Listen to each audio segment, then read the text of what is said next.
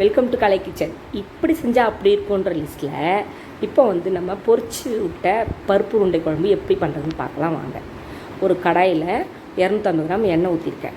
கடுகு போட்டு பொரியட்டோன்னு சொல்லி வெந்தயம் போடணும். வெந்தயம் போட்டு வெந்தயம் பொரிஞ்சதும் ஜீரகம் போடணும். ஜீரகமும் நல்லா வெடித்து வந்ததும் நம்ம வெங்காயம் தக்காளியை போட்டு நல்லா வதக்கணும். இது வந்து நல்லா அந்த ஜீரகம் போட்டு கடுகு வெந்தயம் ஜீரகம் எல்லாம் பொரிஞ்சு வந்த பிறகு வெங்காயம் தக்காளி இருக்கு இல்லையா, அதை போடணும்.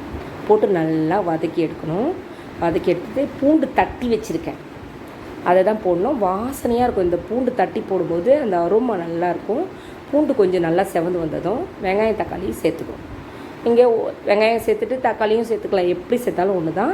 நீங்கள் இதை வந்து ரெண்டுமே வந்து இப்படி தான் வதங்கணும் அப்படி தான் வதங்கணும் இல்லை, ரெண்டுத்தையும் சேர்த்தே வதக்கலாம். இது நல்லா வதங்கி வர்றதுக்கு உப்பு சேர்க்கணும். நான் வந்து 1 ஸ்பூன் உப்பு சேர்க்குறேன், இது வதங்கி வரட்டும்னு சொல்லி.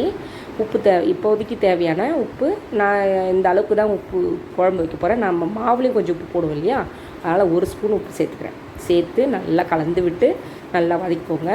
வதக்கி விட்டதும் நான் ஒரு 1/2 ஸ்பூன் மஞ்சத்தூள் சேர்க்குறேன்.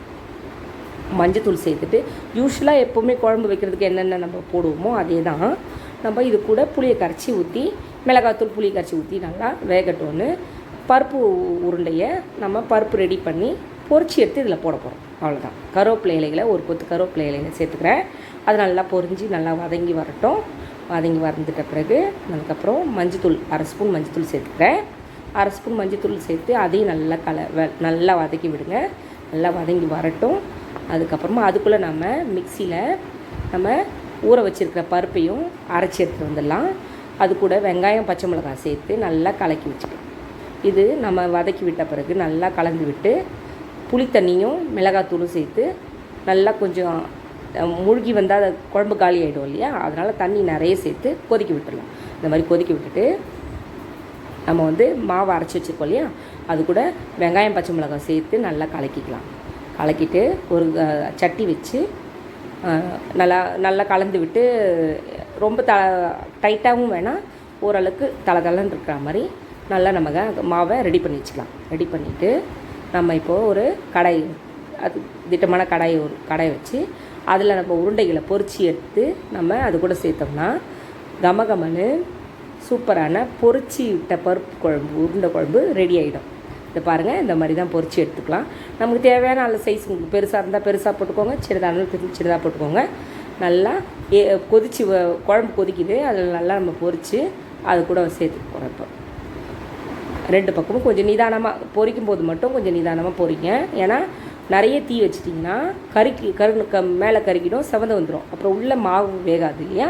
அதனால் நம்ம நிதானமாக பொரித்து 2 பக்கமும் பொரித்து எடுத்து இது கூட நம்ம சேர்த்தோம்னா சூப்பரான பொரிச்சு விட்ட உருண்டை குழம்பு ரெடி ஆகிடும்.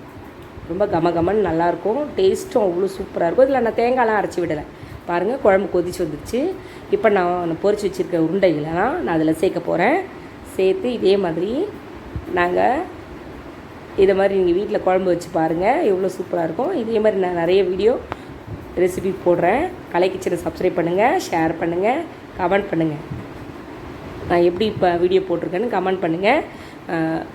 இது எப்படி கொதிச்சு எப்படி தளன்னு இருக்குது பார்த்தீங்களா, பார்க்குறதுக்கே இவ்வளோ அட்ராக்ஷனாக இருக்குது. இது சட்டுப்பட்டு செஞ்சிடலாங்க. இந்த குழம்பு சூப்பராக இருக்கும். நீங்களும் விட்டு ட்ரை பண்ணி பாருங்கள். தேங்க்யூ, பாய்.